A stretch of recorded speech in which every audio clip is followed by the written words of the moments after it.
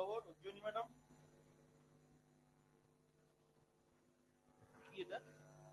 Oh, हाँ.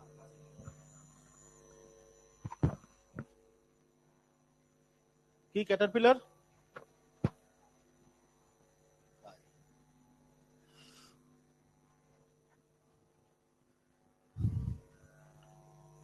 Exam का syllabus complete. 20 तारीख को एग्जाम है. न्यूरल कंट्रोल है.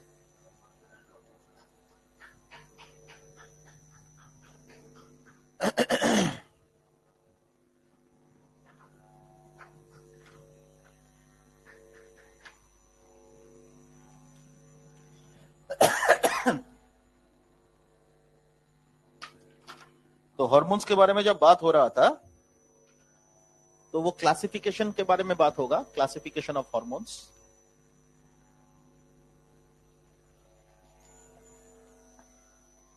आई टोल्ड यू कि दिस क्लासिफिकेशन एनसीईआरटी में जो है, एनसीईआरटी लिखा है कि based on chemical nature, but it is not based on chemical nature. It is based on this solubility. समझे ना? तो एक क्लासिफिकेशन हो रहा है based on solubility. So based on number A solubility and number B जो NCERT में नहीं है, that is based on chemical nature. वो भी मैं आपको बताऊंगा. बेस्ड ऑन सोल्यूबिलिटी जो है, इसमें दो टाइप्स. लिपिड सोल्यूबल, कल मैंने बताया था आपको, and the other one is lipid insoluble. When I'm talking of lipid soluble, so there are only two of those. Number one, iodothyronines. Iodothyronines. Iodothyronines refer to nothing but T3 and T4. Triiodothyronine, tetraiodothyronine, or we can also call that to be triiodotyrosine, tetraiodotyrosine. These are tyrosine amino acid derivatives. Number B, steroids. मैंने आपको formula सिखाया था कल, mg top. एक formula सिखाया था ना, mg top. Mineralocorticoid, glucocorticoid, testosterone, estrogen, progesterone. So that is mg top. तो ये वाला फॉर्मूला है. तो ये हो गया. और लिपिड इंसोल्युबल के बारे में बात करेंगे तो proteins, peptides, polypeptides. Proteins, peptides, polypeptides, ये एक part. Next number B, amino acid derivatives. Amino acid derivatives. Amino acid derivatives के बारे में एक बार एग्जांपल बता देते हैं. Basically it is talking of adrenaline and noradrenaline. कल बताया था मैंने आपको, adrenaline and noradrenaline. Adrenaline is also called epinephrine and this is norepinephrine, right? Norepinephrine. अब इन दोनों को मिला के हम लोग कहते हैं कैटिकोलामाइंस. कल बताया था मैंने आपको कैटिकोलामाइंस. कैटिकोल ग्रुप के बारे में भी बात किया था. कैटिकोल था, रिसोर्सिनॉल था, पाइरोगेलॉल था. कल ये सब मैं बोल रहा था. राइट? तो ये है आपका सोल्यूबिलिटी. तो लिपिड सोल्यूबल या लिपिड इनसोल्यूबल. अब जो लिपिड सोल्यूबल होता है बेटा, लिपिड सोल्यूबल अगर कोई होगा तो अगर हम लोग सेल मेम्ब्रेन कंसीडर करेंगे, if we consider cell membrane, तो सेल मेम्ब्रेन में आपको पता है कि फॉस्फोलिपिड बाइलेयर्स होते हैं. सो इसका मतलब जो लिपिड सोल्यूबल है वो that can enter into the cell cytoplasm. But जो लिपिड इनसोल्यूबल है, if we talk of lipid insoluble, they cannot enter into cell cytoplasm. They will be attached. If this is the hormone, they will get attached to the external cell surface receptors. So difference between lipid soluble and lipid insoluble hormone is lipid soluble hormones can enter into the cell directly by crossing the cell membrane, because cell membrane is made up of phospholipids. So अगर वो lipid soluble है, they can cross the phospholipid bilayer and enter into the cell cytoplasm. Whereas अगर कोई lipid insoluble है, they cannot cross the phospholipid bilayer and therefore they will not enter into the cell cytoplasm directly. Instead, they will remain attached to the external cell surface receptors. Am I clear? So this is the fundamental difference between lipid soluble and lipid insoluble hormones. Facilitated diffusion नहीं होता. मतलब they will get associated to the external cell surface receptor, they will not enter into the cell cytoplasm and they will send signals inside the cell. That is the mechanism of action of lipid insoluble hormones. Am I clear? So these are the external cell surface receptors. These are external cell surface receptors, इसको हम लोग कहते हैं extrinsic proteins बा extrinsic glycoproteins हम लोग कहते हैं इसको, समझे ना, proteins. So these are extrinsic glycoproteins. So these hormones which are lipid insoluble, they will not enter into the cell cytoplasm. They will remain attached to the external cell surface receptor and will send signals inside the cell. Okay?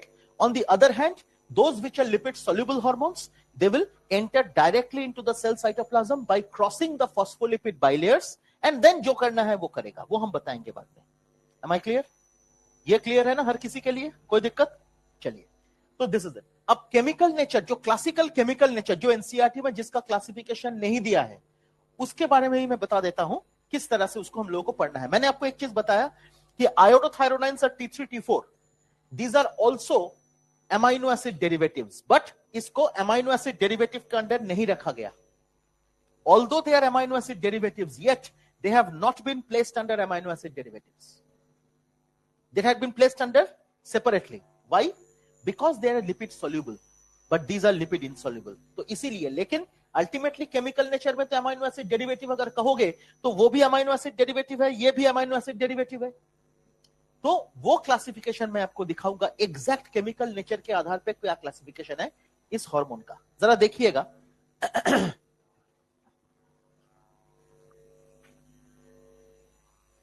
Number A, short peptides.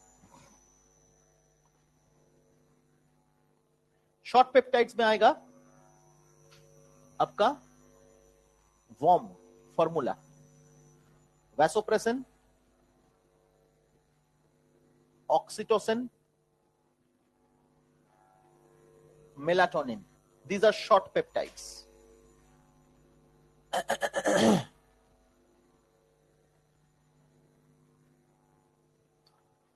Long peptides, sorry long peptides, अच्छा ठीक है, long peptides बाद में, ठीक है. Amino acid derivatives पहले, amino acid derivatives. Amino acid derivatives का formula है 10. दिस इज T3 T4 और we can say T4 is thyroxine. ठीक है. E for epinephrine. देखो सब कुछ हो गया जो मैं बोल रहा था उस टाइम पे, नॉरएपिनेफ्रिन है. तो next number C, long peptides.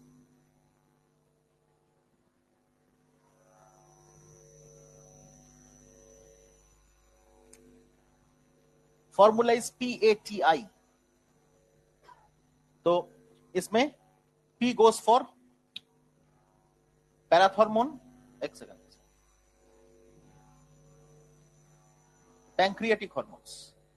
Pancreatic hormones, A goes for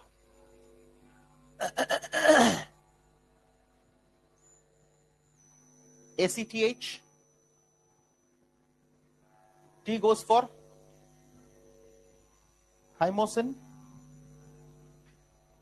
I goes for तुम्हारा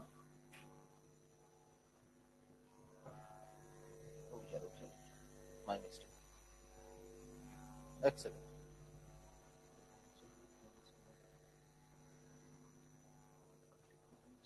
Now, excellent. এটা হচ্ছে তোর रुक जा, दिमाग खराब हो गया.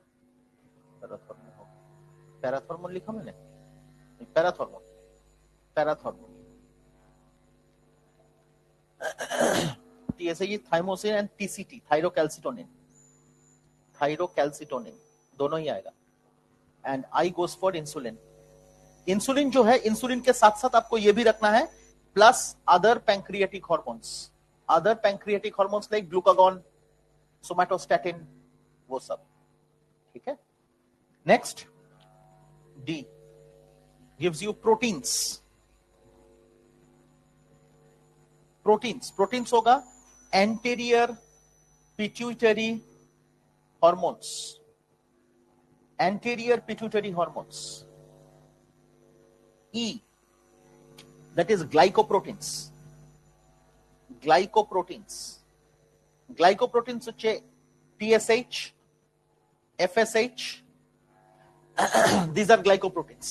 LH, these are glycoproteins. समझ में आया? And finally steroids, F, steroids, वो तो पता ही है आपको, mg top formula. ठीक है? So this is the actual classification. इसमें देख, अमाइनो एसिड डेरिवेटिव में मैंने थायरोक्सिन को भी इंक्लूड किया जो कि इधर था. अमाइनो एसिड डेरिवेटिव में इसको भी इंक्लूड किया. एक्चुअली ये अमाइनो एसिड डेरिवेटिव ही है, क्योंकि थायरोक्सिन ये जो T3 है, T3 का नाम है ट्राई आयोडो थायरोनाइन कह सकते हो आप, या तो टाइरोसिन भी कह सकते हो. समझे? T4 tetra iodo tyrosine, thyronine और tyrosine, because they are tyrosine derivatives. इससे क्या पता चलता है? that these hormones are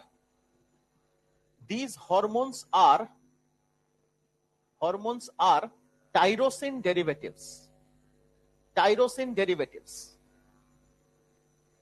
तो टाइरोसिन से ये हार्मोन्स को डिराइव किया गया. टाइरोसिन मतलब, टाइरोसिन आपको याद होगा, tyrosine is this one, amino group, carboxylic acid group, hydrogen, this is CH2, उसके साथ benzene ring, this is phenylalanine, और पैरा पोजीशन पे OH, दैट इज टाइरोसिन. तो फिनाइलएलेनिन का पैरा पोजीशन पे अगर OH लग गया तो वो बना देता है टाइरोसिन. इसको इसीलिए हम लोग कहते हैं टाइरोसिन को पैरा हाइड्रोक्सी फिनाइलएलेनिन, है ना? ये हम लोग कहते हैं टाइरोसिन को हम लोग पैरा हाइड्रोक्सी फिनाइलएलेनिन कह सकते हैं.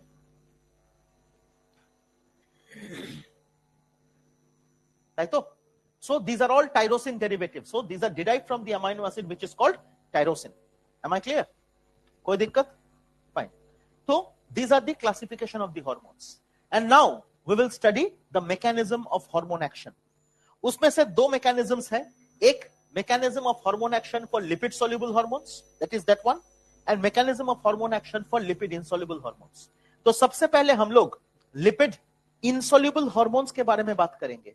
उसके बाद उसी के आधार पे हम लोग लिपिड सोल्यूबल के बारे में, चलो इधर जगह तो है तो पहले हम लोग लिपिड सोल्यूबल के बारे में बात कर लेते हैं.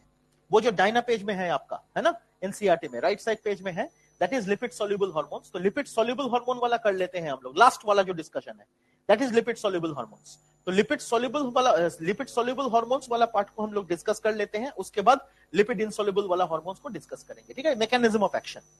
तो चलिए इसमें हो जाएगा mechanism of action of lipid soluble hormones. So mechanism of action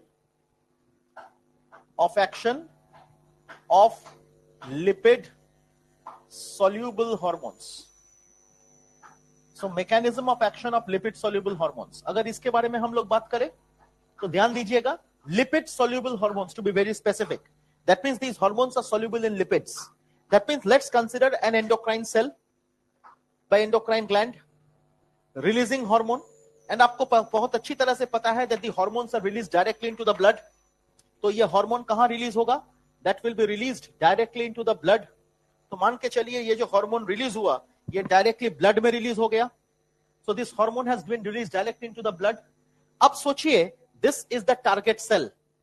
This is the target cell, है ना? है ना? So this hormone will come towards the target cell. ये हार्मोन टारगेट सेल के करीब आया. And let me tell you, this hormone is lipid soluble. So if this hormone is lipid soluble, therefore they can cross the plasma membrane.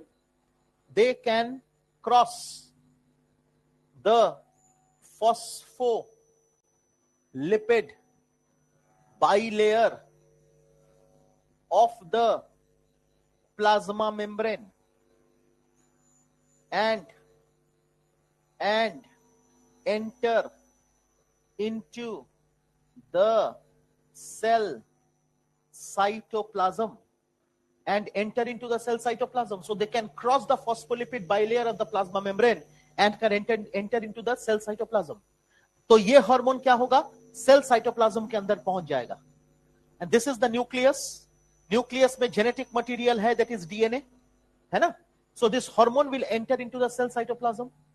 Inside the cell cytoplasm, they will get associated to the intrinsic cell surface receptors. क्या receptor? Intrinsic cell surface receptors. So this hormone will get associated with a receptor. This receptor receptor is intrinsic receptor. intrinsic receptor, तो ये intrinsic receptor है, ये intrinsic receptor से combine करेगा to form hormone receptor complex. ये hormone receptor complex बना. This hormone receptor complex enter into the nucleoplasm. So hormone receptor complex enter into the nucleoplasm by crossing the nuclear membrane. So this hormone will bind to the intrinsic receptors in the cytoplasm. It will bind to the intrinsic receptors in the cytoplasm.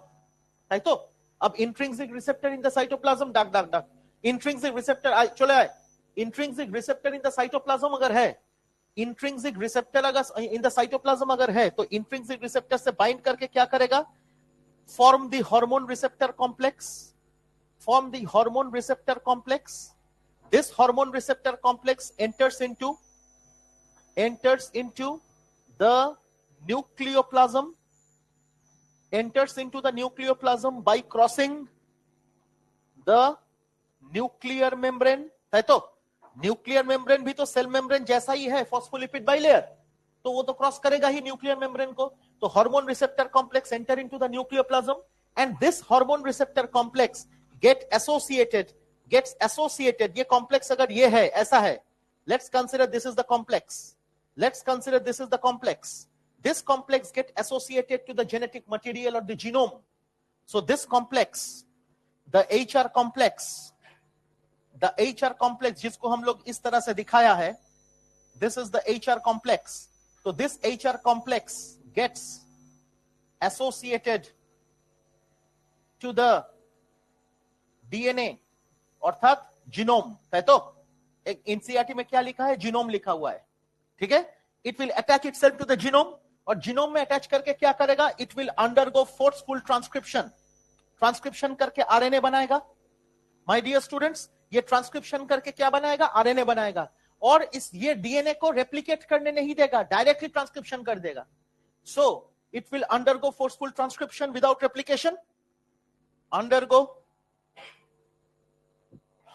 Forceful transcription without replication करने का time नहीं देगा, directly transcribe करेगा into RNA. This RNA, ये जो RNA बना, ये cytoplasm में आ जाएगा एज एमआरएनए. उसके साथ टीआरएनए जुड़ेगा और in presence of ribosome it will give rise to the formation of protein. जो प्रोटीन उसको चाहिए, किसको चाहिए? हार्मोन को चाहिए. प्रोटीन बने की एंजाइम, तमने की transcription without replication, then mRNA synthesis in cytoplasm. ठीक है. तो mRNA synthesis mRNA in cytoplasm comes in cytoplasm. ठीक है. mRNA comes in cytoplasm along with tRNA and ribosome क्या करेगा? ट्रांसलेशन करेगा. प्लस mRNA क्या करेगा? मैकेनिज्म का नाम क्या है? ट्रांसलेशन. तो translation by mechanism of translation it will synthesise proteins. और प्रोटीन्स माने की एंजाइम्स. इसका मतलब क्या हो गया? हार्मोन खुद काम नहीं करा, हार्मोन वर्क्स थ्रू एंजाइम्स. देखो, हार्मोन वर्क्स थ्रू एंजाइम्स. समझ में आया? यही है पिक्यूलियरिटी, यूनिकनेस. सो देखो, स्टेरॉइड हार्मोन का मोड ऑफ एक्शन जो है, उसमें steroid hormone will enter into the cell cytoplasm, bind to the internal receptors, and then will enter into nucleoplasm, bind to the genome or the genetic material, and then it will force the genome to convert into RNA without replication. So transcription without replication, and then RNA will be produced. That RNA is the mRNA which will come to the cytoplasm. Along with tRNA and ribosome, it will form the protein, and that protein is nothing but the enzymes. बुझाते पढ़लम? हाँ. अब NCERT का language पर ये जगह hormones. हाँ, এই কথাটা, হরমোনস which bound which কি interact with the membrane bound receptors. तो hormone which interact with the membrane bound receptor, they will not enter into the cell cytoplasm, they will attach to the membrane. वो lipid insoluble hormone है, ये है lipid soluble, this will enter into the cell. लेकिन lipid insoluble will not enter into the cell, they will remain attached to the external cell surface receptor. वही बोल रहा है membrane bound receptor, माने the receptors which are present on the cell membrane. that is extrinsic receptors, that is lipid insoluble hormone. वो पढ़ाएंगे next. पढ़ो.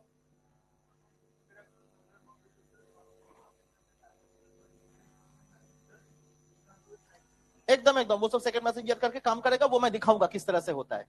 Next चलो.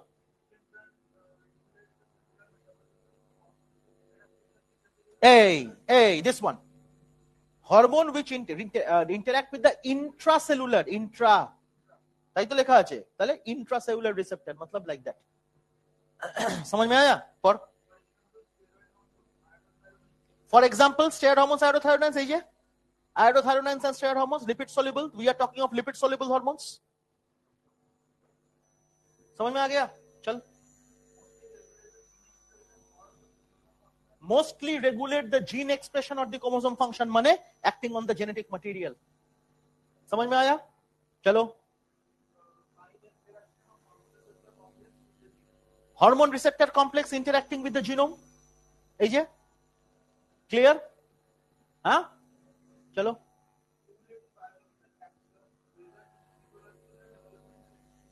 Physiological and development effect मतलब हार्मोन जो काम करेगा वो प्रोटीन से करेगा. वो प्रोटीन क्या है? एंजाइम्स. फिनिश्ड.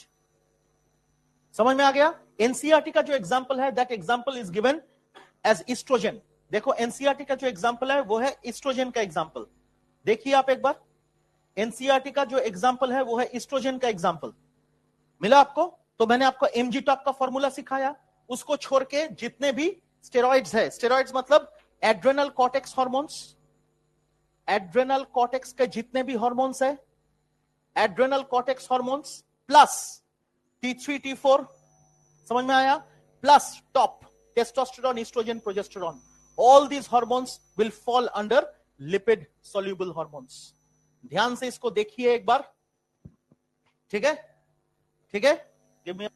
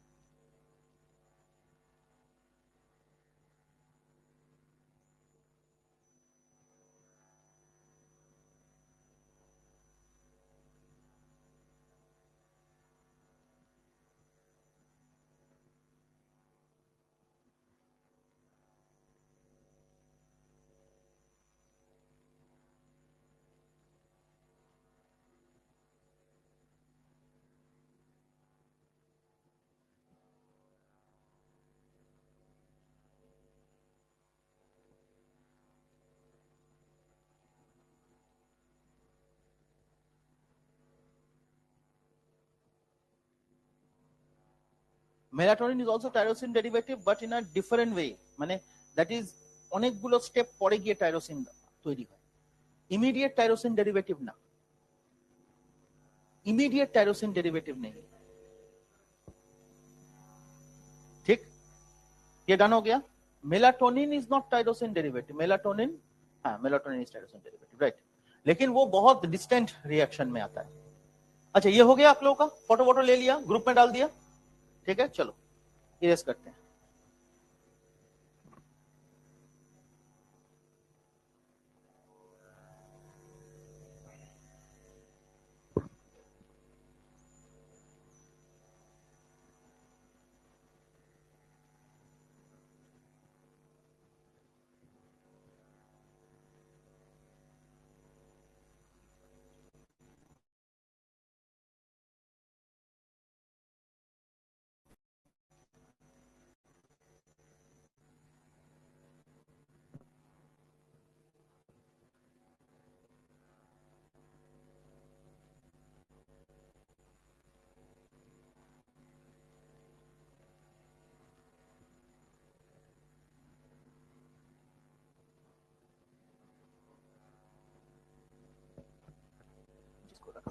ठीक, इसको रखते हैं, इसके कंपैरिजन में इसको करेंगे, ठीक है। पूरा देखिए, let's come to lipid insoluble hormones. So lipid insoluble hormones का mechanism of action,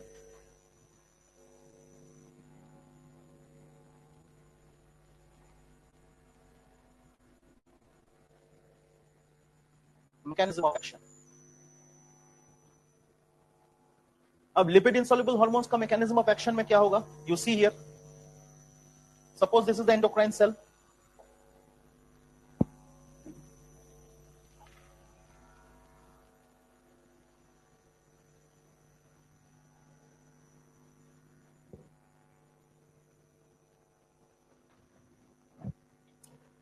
and this is the target cell, this is the target cell।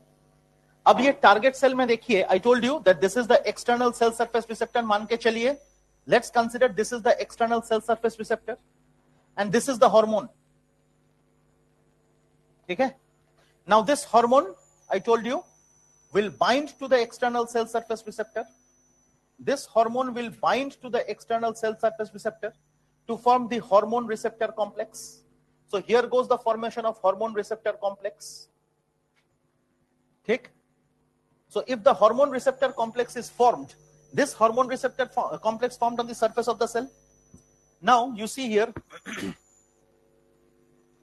these hormone bind to the external cell surface receptor, इसको हम लोग extrinsic protein कहते हैं, extrinsic protein कहते हैं। So hormone binds to the external cell surface receptor which is called extrinsic protein. अब ये extrinsic protein के साथ ये बाइंड करेगा to form hormone receptor complex. तो hormone receptor complex, let's consider this is the hormone receptor complex and this hormone receptor complex है ना, will form on the surface of the cell and this complex will send signals inside the cell। I told you they will send signals inside the cell। So this complex is a chemical, this is a chemical, right, ये तो chemical है। अब ये chemical is going to send electrical signal inside the cell to the glycoprotein of the opposite side,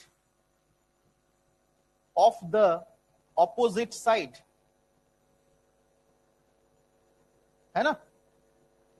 तो glycoprotein of the opposite side, let's consider this is the glycoprotein present on the opposite side, this is the glycoprotein which is present on the opposite side।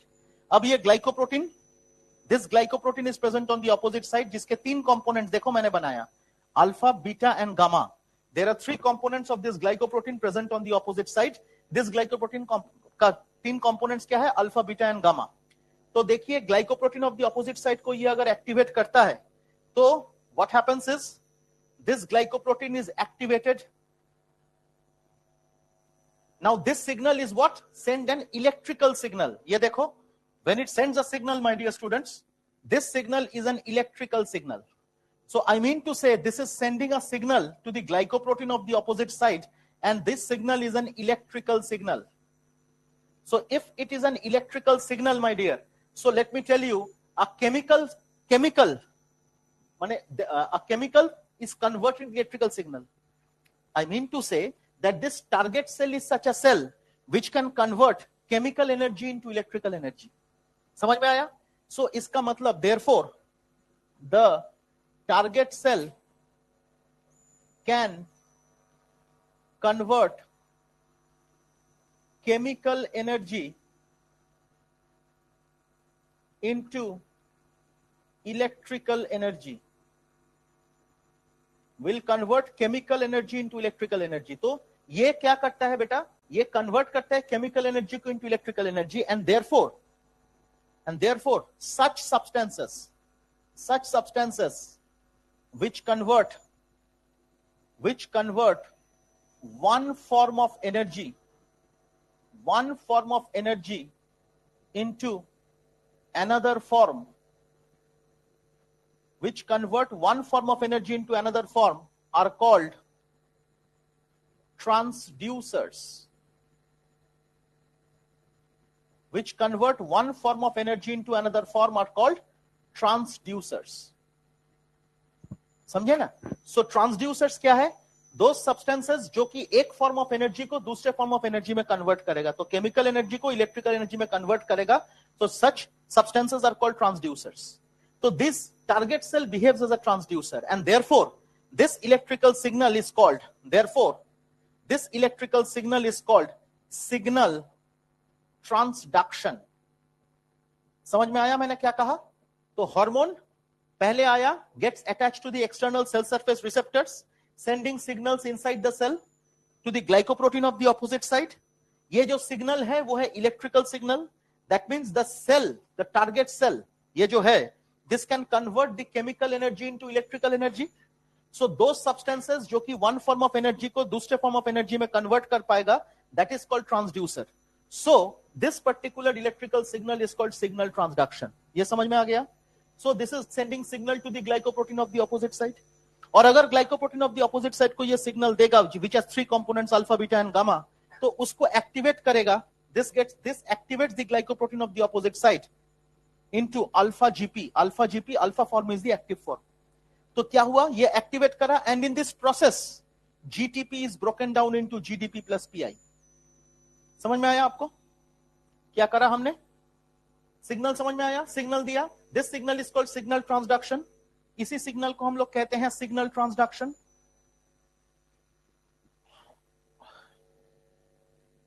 इसी signal को हम लोग कहते हैं signal transduction.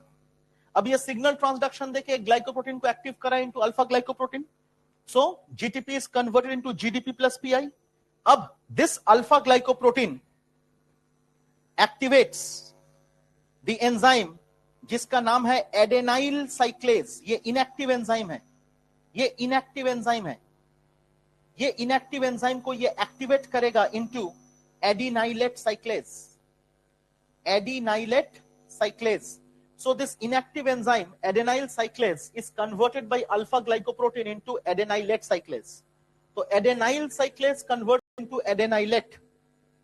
Adenyl cyclase converts into adenylate cyclase. That is the activated form. So the inactive enzyme is converted into the active form of the enzyme, that is adenylate cyclase. This is the active form.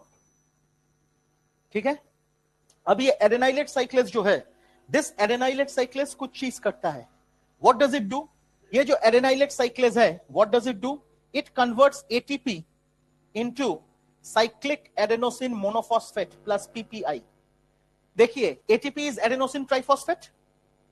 तो ये अगर cyclic adenosine monophosphate में convert करेगा, तो triphosphate से एक phosphate बना ना, मोनोफॉस्फेट. तो दो फॉस्फेट बचा है, तो PPI इसीलिए बनाया मैंने. नहीं तो PI लिखते. अगर ADP होता तो PI लिखते. AMP है तो PPI लिखा, because one phosphate is more. Am I clear? So ATP breaks into cyclic adenosine monophosphate and PPI. This cyclic adenosine monophosphate is very important. Yes, cyclic adenosine monophosphate is very important. ठीक है? ये cyclic adenosine monophosphate में there are 4 सब units. CAMP has 4 sub units. Cyclic adenosine monophosphate has 4 sub units. अब ये 4 sub units जो होंगे, ये 4 sub unit में क्या है? 2 will be regulatory sub units. 2 will be regulatory sub units and 2 will be catalytic sub units. तो 2 होगा regulatory sub units और 2 होगा catalytic sub units. समझ में आया? So there are 2 regulatory subunits and 2 catalytic subunits. अब याद रखिएगा, regulatory subunits जो है remain attached to the cyclic adenosine monophosphate. ये associated ही रहता है cyclic adenosine monophosphate के साथ. But the catalytic subunits are set free. And they catalyze certain metabolic reactions. So दो कैटालाइटिक, 2 रेगुलेटरी सब यूनिट वो हमेशा अटैच रहेगा साइक्लिक एडेनोसिन मोनोफॉस्फेट के साथ, और 2 कैटालाइटिक सब यूनिट्स फ्री हो गया, और फ्री होके they will help in certain catalytic reaction, माने they will catalyze certain metabolic reactions. और कौन-कौन सा मेटाबॉलिक रिएक्शंस ये कैटालाइज करेगा? लेट्स सी कौन सा मेटाबॉलिक रिएक्शन ये कैटालाइज करेगा. Number 1, phosphorylase kinase. ये कैटालाइटिक सब यूनिट्स के प्रेजेंस में 2C लिखा मैंने, ठीक है, that will activate into phosphorylate kinase. फॉस्फोरिलेज से फॉस्फोरिलेट, ठीक है.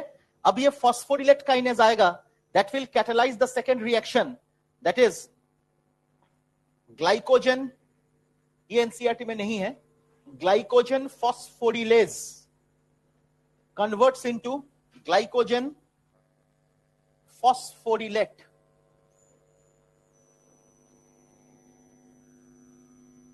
Next, glycogen phosphorylate converts glucose into glucose 6 phosphate. तो ये मैंने देखो, ग्लूकोज टू ग्लूकोज 6 फॉस्फेट क्या है? Metabolic reaction. तो इसीलिए एनसीईआरटी भी लिख रहा है कि ये मेटाबॉलिक रिएक्शन को प्रमोट करेगा. तो हमेशा याद रखिएगा, whenever we are discussing on this, तो ultimately this hormone will act through enzymes. देखो एडेनाइल साइक्लेस क्या है? कहां गया? एडेनाइल साइक्लेस क्या है? एंजाइम है, inactive enzyme activated to adenyl cyclase. तो एंजाइम से ही काम करेगा. अब देखो यहां से जब रिएक्शन करवा रहा है, फॉस्फोरिलेज काइनेज क्या है? Enzyme, inactive enzyme. Phosphorylate kinase active enzyme. Glycogen phosphorylase inactive enzyme. Glycogen phosphorylase active enzyme. समझ में आया? सो हमेशा याद रखिएगा that the hormone does not act alone. Hormone always acts through enzymes. Hormone खुद कभी काम नहीं करेगा, हार्मोन हमेशा काम करेगा वाया एंजाइम्स. वही इंपॉर्टेंट है अपने लिए, समझे ना? So hormone will always walk via enzyme. ये इंपॉर्टेंट है. अब जरा देखिए ध्यान से, this is very important my dear. तो ये हार्मोन एंजाइम के द्वारा काम कर रहा है, और इसी टोटल प्रोसेस में, इस टोटल प्रोसेस में देखिए, without this hormone nothing can happen. Hormone छोड़ के कुछ नहीं हो सकता. Without hormone nothing will happen. And number 2, without cyclic adenosine monophosphate nothing will happen. So in this entire mechanism there are two messengers. एक messenger, the hormone itself, पहला messenger, और second messenger cyclic adenosine monophosphate. तो there are two messengers, the hormone itself, hormone अकेला एक messenger है, second messenger is cyclic adenosine monophosphate. अब जरा देखिए, तो there are two messengers. This is a first messenger, इसको हम लोग कहते हैं फर्स्ट मैसेंजर, और इसको हम लोग कहते हैं सेकंड मैसेंजर. ऐसे ही कई सारे सेकंड मैसेंजर्स होते हैं for different types of lipid insoluble hormones.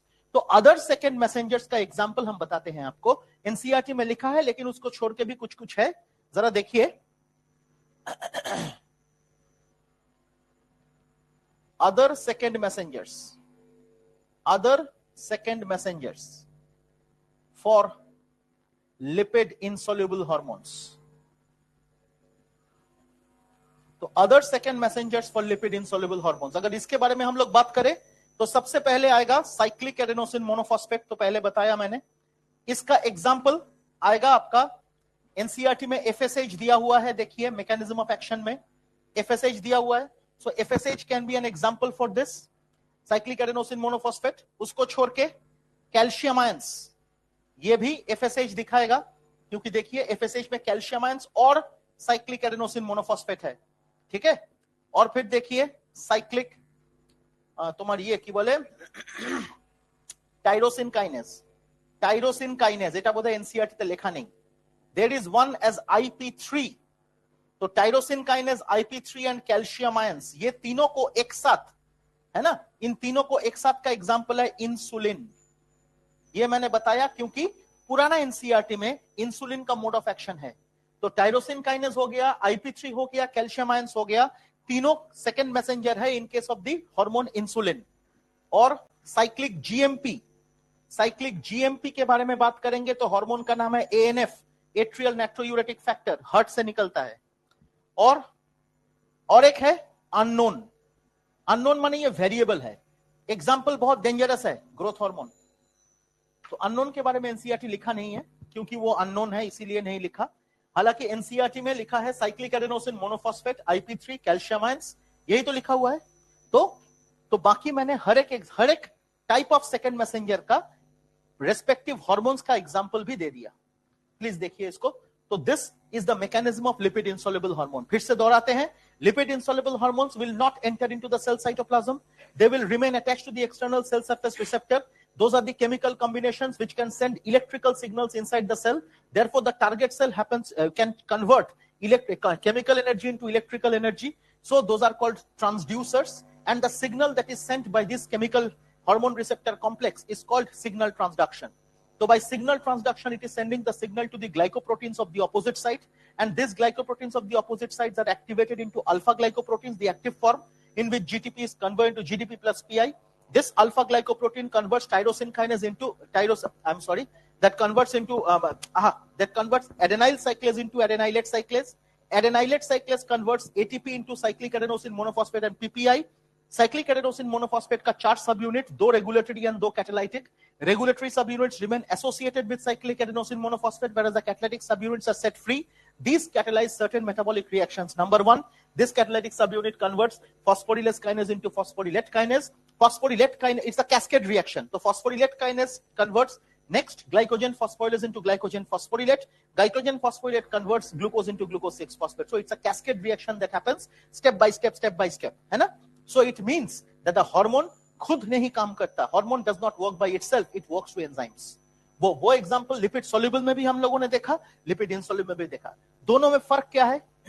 दोनों में फर्क ये है कि लिपिड इनसोल्यूबल हार्मोन सेल के अंदर नहीं घुसेगा, लिपिड सोल्यूबल हार्मोन सेल के अंदर घुसेगा. नंबर 2, लिपिड इनसोल्यूबल हार्मोन में there is a presence of second messenger, whereas lipid soluble hormone में there is no second messenger. Am I clear? उसमें एक ही मैसेंजर है, द हार्मोन इटसेल्फ. इसमें दो मैसेंजर है, the hormone as well as the second messenger, जो कि साइक्लिक एडेनोसिन मोनोफॉस्फेट हो सकता है, कैल्शियम आयंस हो सकता है, टायरोसिन काइनेज हो सकता है, फॉस्फेटिडिलिनोसिटोल टाइप 3 माने IP3 हो सकता है, साइक्लिक जीएमपी हो सकता है, अननोन हो सकता है, कुछ भी हो सकता है. हर किसी के एग्जांपल मैंने आपको बताया. ठीक है, जरा देख लीजिए. अब एनसीईआरटी एक बार पढ़िए, गो थ्रू एनसीईआरटी को रीड आउट करिए एक बार.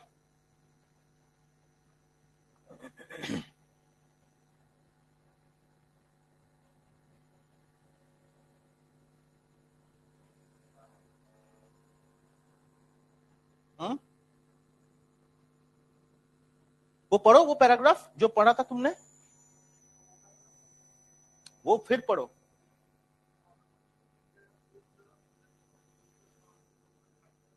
Normally do not enter the target cell, है ना? बोलो.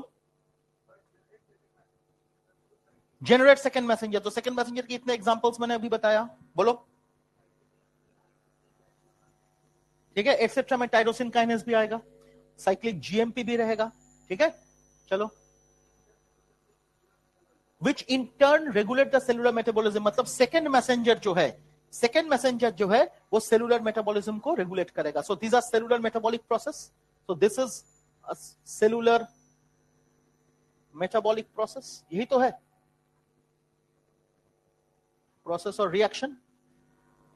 तो it is regulating the cellular metabolic reactions, है तो देखिए वो तो हो गया, वो तो हो गया। अब दो चीज देखिए बेटा, नंबर वन एफएसएच का मैकेनिज्म ऑफ एक्शन जो एनसीईआरटी में फोटोग्राफ करके दिया हुआ है वो जरा एक बार स्टेप वाइज देखिए, और ईस्ट्रोजन का जो मैकेनिज्म ऑफ एक्शन फोटोग्राफ करके दिया हुआ है वो वाला देखिए। एनसीईआरटी को था तो इस चीज का ना देख एक बार, एफएसएच का जो एग्जांपल दिया हुआ है बाएं तरफ पीला कलर में है ना, उसको जरा देखिए ध्यान से, और राइट साइड में ईस्ट्रोजन का जो मैकेनिज्म ऑफ एक्शन है उसको जरा ध्यान से देखिए, देखा ना।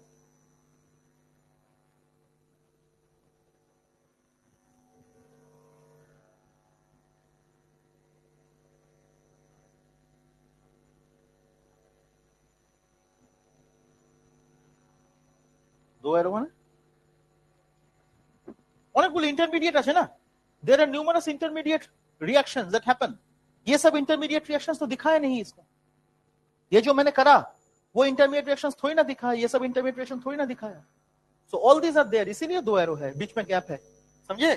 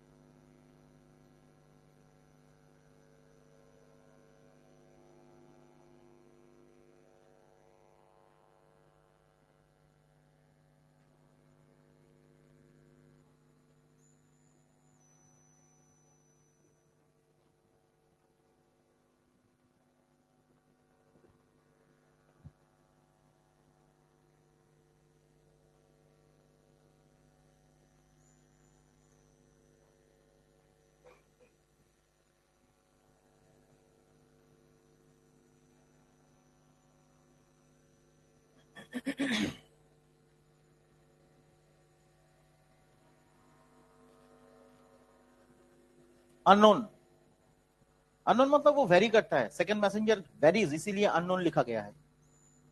बुझতে পেরেছো, mechanism of action of growth hormone अगर आप देखोगे बाद में नहीं, आप लोग तो नहीं पढ़ोगे, हालांकि मेडिकल में नहीं है तो पीएचडी ऑनर्स उसमें, एनीवे तो वो अननोन होता है, वो वेरिएबल हो जाता है इसीलिए।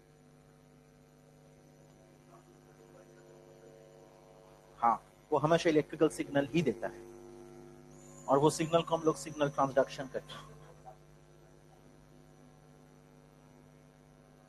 वो भी इसी तरह से काम करता है। हार्मोन इज हार्मोन, किसी तरह से भी आप बाहर से भी लाओ अंदर से भी, मतलब कुछ भी सिंथेटिकली प्रिपेयर करो, बात तो एक ही है। जब इंसुलिन ऑक्स से आइसोलेट किया गया था तब भी तो वो ब्लड ग्लूकोज लेवल को घटा रहा था, तो वो हार्मोन तो काम, हाँ ठीक है, एलर्जिक रिएक्शन ये वाला वो तो अलग चीज है, लेकिन काम तो कर रहा था, ब्लड ग्लूकोज को लेवल को डिक्रीज तो करवा रहा था। तो हार्मोन कहीं से भी सोर्स पे हो तो hormone acts equivalently on all in all species, समझी। हूँ कहां से समझेगा तू, वो देखा ऐ बोईटा देते এদিকে,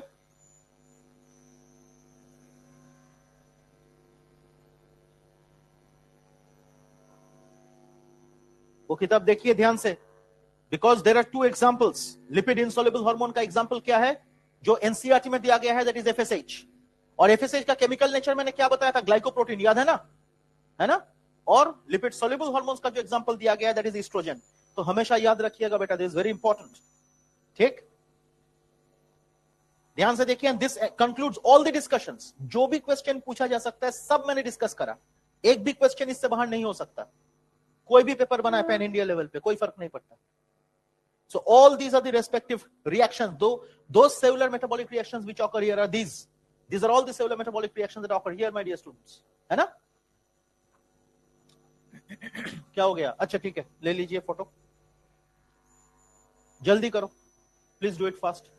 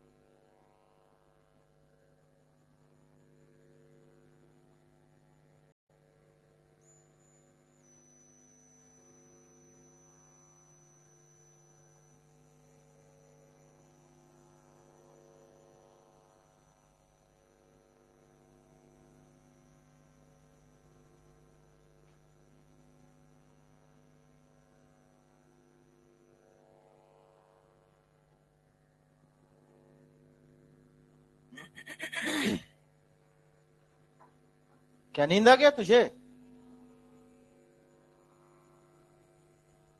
ये समझ में आ गया ना? ये तो पढ़े थे तुम आप पहले, ये नहीं पढ़े थे पहले? क्या बात कर रहे हो?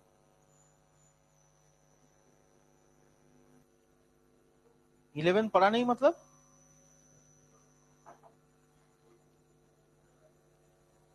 हाँ,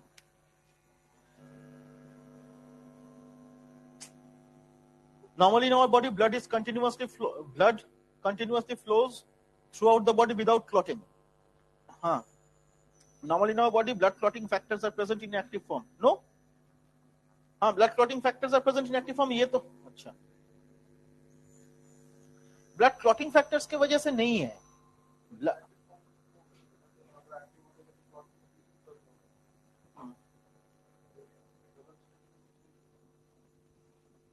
नहीं, सही है, सही है। Blood does not coagulate inside blood vessels. That is the reason is heparin actually. The reason is heparin, है ना? ठीक, हाँ दोनों भी कर सकते हो। हाँ, you can call it to with the correct explanation.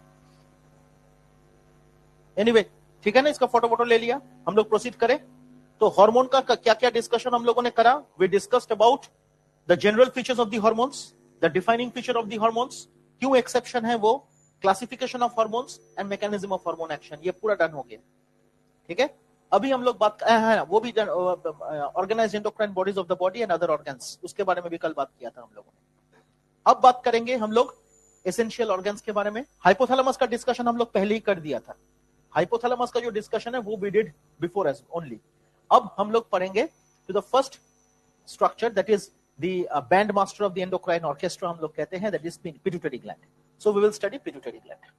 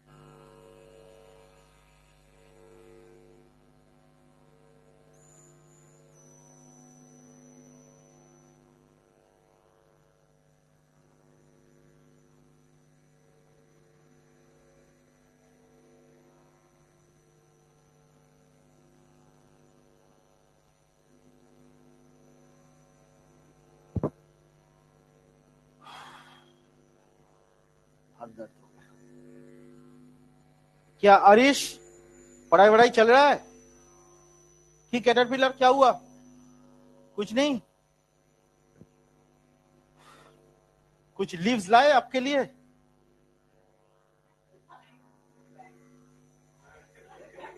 अच्छा, you carry the leaves in your bag. Very good, very good, very good. Because caterpillar voracious hunger होता है, वोरेशियस फीडर है ना, of green leaves, and that is being justified through your the two prominent incisors, right? And Bhagolokki, how are you? Definitely, because tomorrow you have to take a leave. So आज से अगर ये नहीं बोलोगी तो कल leave कैसे लोगी? पहले से ही बोलना चाहिए कि मेरा तबीयत खराब है। नहीं नहीं, वही अभी अभी खराब खराब लग रहा है तो कल हो जाएगा कि एकदम बिस्तर से उठ नहीं पा रहे हैं। चलो, और mister Bhuvneshwar, how is everything going? Fine.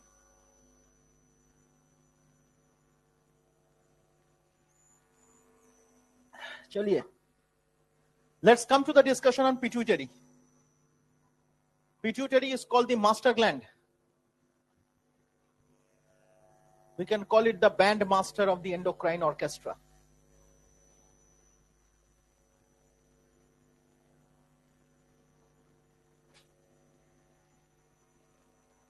Band master of the endocrine orchestra.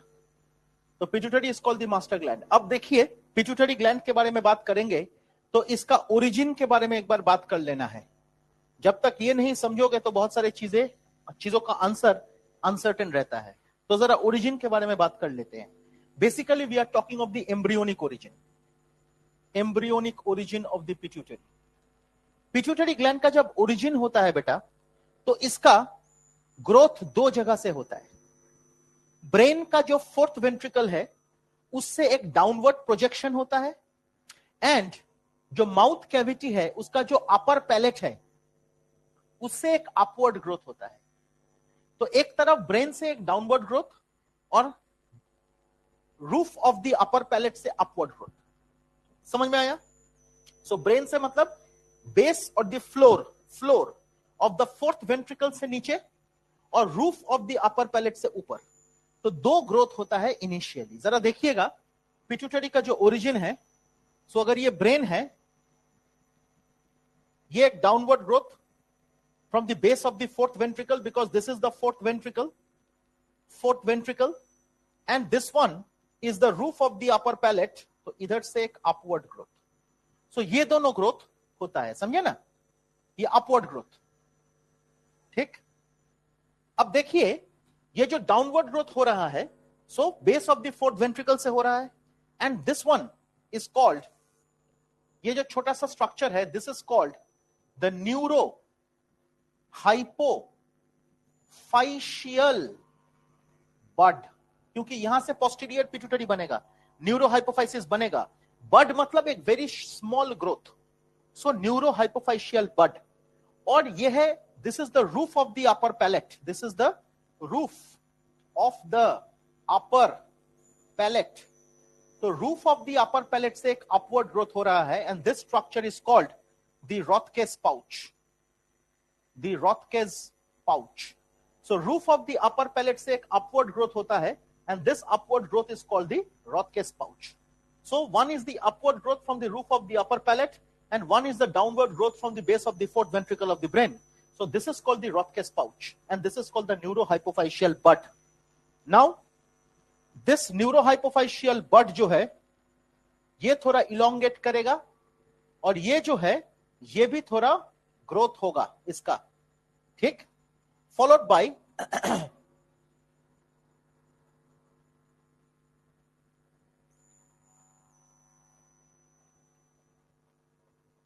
ये बड़ा ग्रोथ होगा, और फिर ये ऐसा ग्रोथ होगा, followed by the final structure.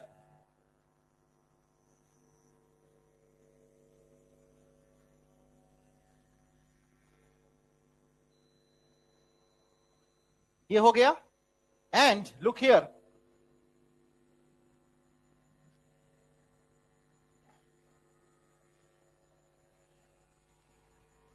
ये स्ट्रक्चर.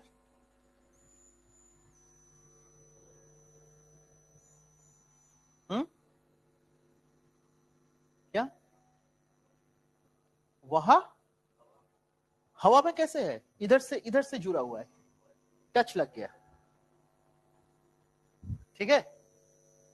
अब ये देखो, ये ऑब्लिटरेशन हो रहा है, ये एसोसिएशन जो है ये ऑब्लिटरेट हो रहा है. So this is the obliterated stalk of the Rathke's pouch. इसका नाम है रॉथकेस पाउच. देखो, रॉथकेस पाउच का ऑब्लिटरेटेड स्टॉक. ये डॉट डॉट डॉट मतलब क्या? ये कनेक्शन टूट रहा है, अभी ऑब्लिटरेट हो रहा है, बता रहे हैं. Yes, this is the sphenoid bone. Sphenoid bone वो पूरा इससे डिस्कनेक्ट हो गया ना, ऊपर लग गया, और स्फेनॉइड बोन कैविटी बना लिया बीच में. And this cavity is called the sella turcica. This is the sella turcica cavity. This is the sella turcica cavity, है ना, of the sphenoid bone. This is the fourth ventricle. ऊपर है hypothalamus. समझे? Here goes the optic कायाज्मा, जहां पे optic nerve criss cross करता है. Optic कायाज्मा, कायाज्मा माने क्रिस क्रॉस है ना, कायाज्मा माने ईटा. Optic nerves criss cross at this point. ये जो रीजियन है, this is called the pituitary stalk और the infundibulum. This is called the pituitary stalk. Pituitary stalk, preferably called the infundibulum. Preferably called the infundibulum, है ना? ये जो part है, this part is called the pars tuberalis. Pars tuberalis. This is called the pars distalis, or the anterior pituitary. This is called the pars ventralis, or the posterior pars posterior, pars posterior, or the neurohypophysis.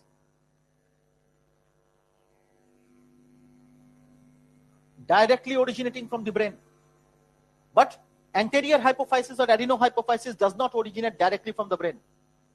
इसीलिए एडेनोहाइपोफाइसिस के लिए endocrine cells चाहिए, whereas neurohypophysis के लिए endocrine cells का जरूरत नहीं है, क्योंकि वो हाइपोथैलेमस से हार्मोन सीक्रेट होगा. समझे ना? तो एंटीरियर पिट्यूटरी में endocrine cells are present, so these are the endocrine cells.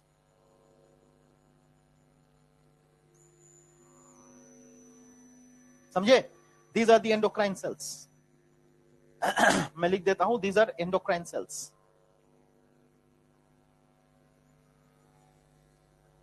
ठीक, this the structure, this is the structure. अब यही स्ट्रक्चर को हम लोग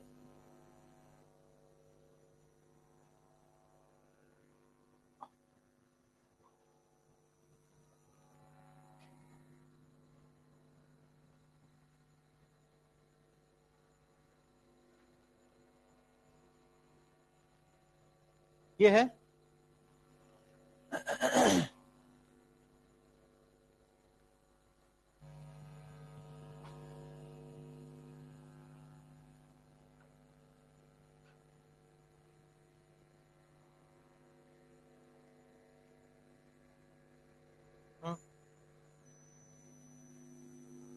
हो सकता है, सब कुछ सब हो सकता है.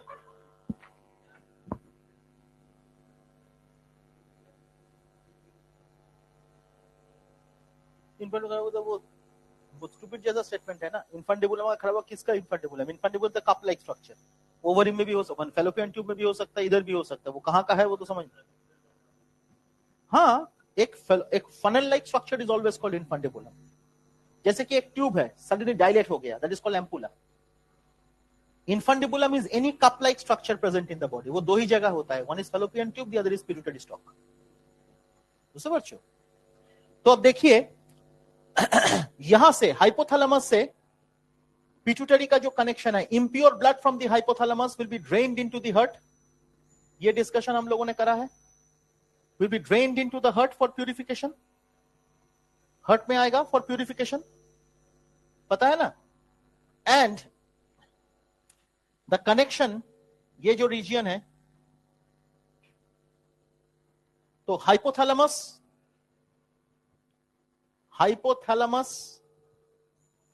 अपना इम्प्योर ब्लड ड्रेन करेगा into the heart, that is Venus return via another organ called pituitary,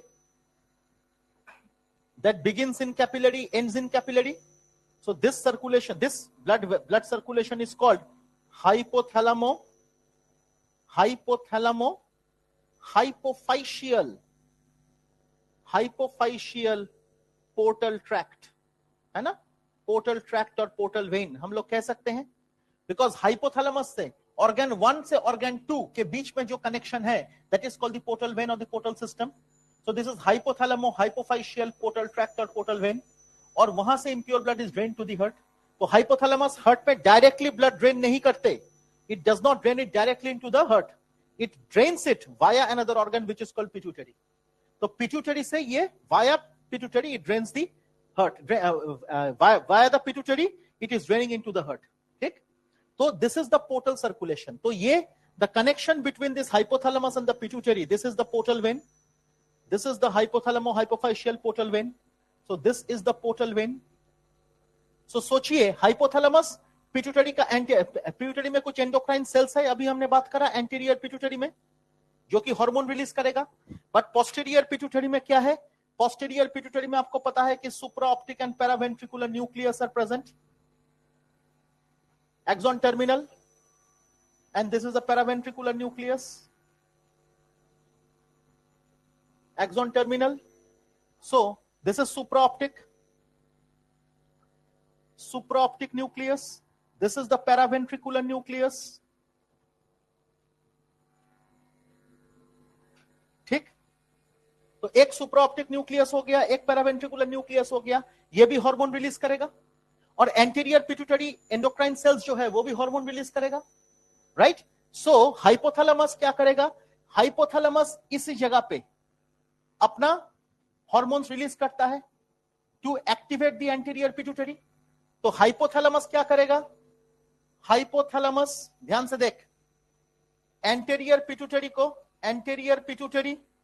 इसको एक्टिवेट करने के लिए कुछ रिलीज करेगा, उसको कहते हैं रिलीज फैक्टर्स. रिलीज फैक्टर कहते हैं उसको. और अगर इनहिबिट करेगा तो उसको कहते हैं inhibitory factors. On the other hand hypothalamus directly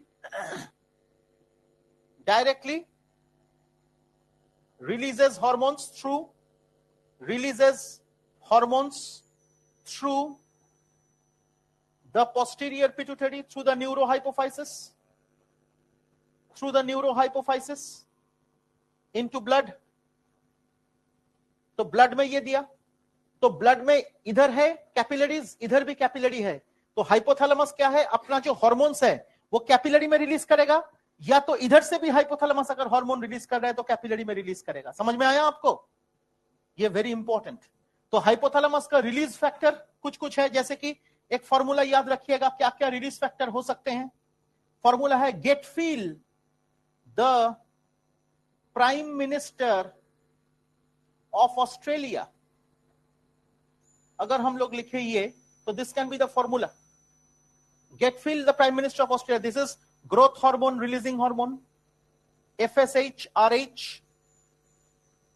TSH, RH releasing hormones, prolactin releasing hormone, PRL, RH, MSH, RH, ACTH, RH. देखो बेटा, FSH, RH मतलब we are talking of GnRH, gonadotrophin releasing hormone. समझ में आया? That is GnRH, gonadotrophin releasing hormone. Am I clear? तो ये है formula. ये सब हार्मोन ये रिलीज कर सकता है. That will activate the anterior pituitary to release the hormones. तो anterior pituitary हार्मोन जो रिलीज करेगा वो उसी के आधार पे करेगा. एंड posterior pituitary से क्या रिलीज करेगा? Oxytocin and vasopressin. ये तो आपको पता ही है. तो हम लोगों को अभी जो सोचना है कि what are the cells that are present in anterior pituitary. बाकी तो posterior pituitary में कोई सेल है नहीं.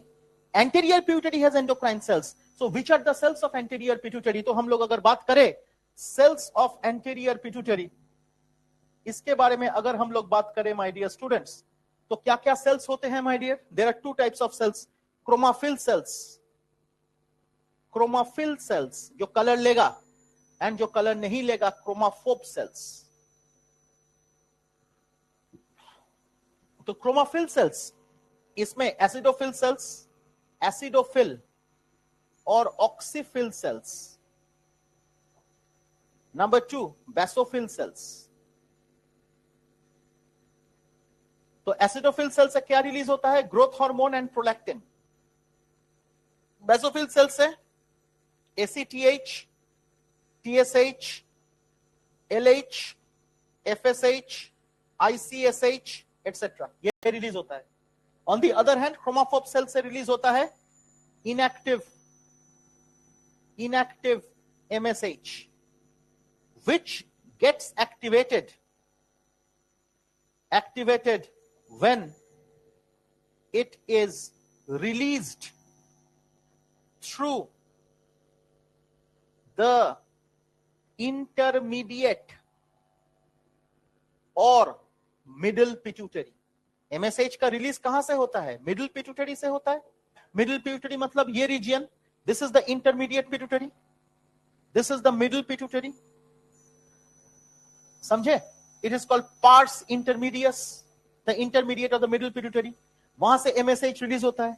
तो ये एमएसएच जो है वो जब रिलीज होगा तब जाके वो एक्टिवेटेड होगा, नहीं तो नॉर्मली क्रोमोफोब सेल्स है। आपके सिलेबस में क्रोमोफोब सेल्स का डिस्कशन है नहीं, आप सिर्फ ये पढ़ोगे तो मोर देन एनफ। समझ में आया? This is more than enough. ठीक है, so these are the different. अब एनसीईआरटी में भी देखिएगा, there are 6 cells that are given in the picture. NCERT का जो पिक्चर है देखिए, उसमें भी देखो 6 टाइप्स ऑफ 6 सेल्स है that are given in the picture. Exactly 6 cells है। देख पिक्चर में, पिट्यूटरी ग्लैंड का जो पिक्चर है देख, उसमें 6 सेल्स है, देखा? Exactly there are 6 cells of the anterior pituitary and the hormones. ठीक, कल हम लोग, कल क्लास है तो हाँ, कल हम लोग डिस्कस करेंगे कि कौन सा हार्मोन का क्या फंक्शन है, वो सब बात करेंगे। पहले ये फंडामेंटल चीज पढ़ लीजिए।